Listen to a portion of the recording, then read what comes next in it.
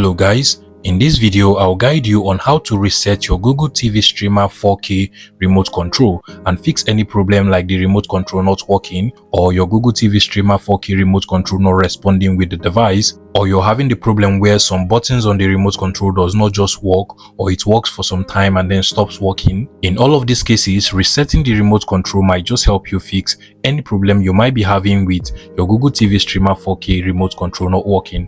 And the way you do it is quite simple. First things first, you want to just turn over to the back of the remote control, go ahead and open it up, and then remove both batteries from the remote control.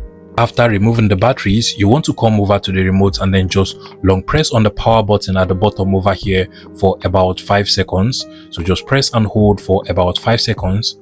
Now, after the 5 seconds, you want to go back and put back your batteries inside of the remote control. At this point, you also want to be sure that your batteries are not bad. So if your batteries are bad, make sure you actually change them before proceeding. And then once you're done, you want to cover up the battery pack. Now, finally, what you want to do is to go over to your Google TV Streamer 4K device. And then at the back, you're going to see a power or menu button just at the back over here. Now, you're going to see the button and you just want to go ahead and long press on it until your Google TV Streamer 4K device goes into pairing mode, and you're going to see how it will start searching for Bluetooth devices.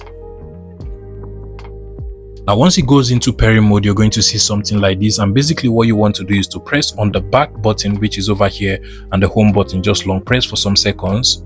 And as you can see, mine has just paired, and now I can now control and use my Google TV Streamer 4K remote control without any problem. If you find this video useful, please make sure you smash that like button and subscribe to this YouTube channel.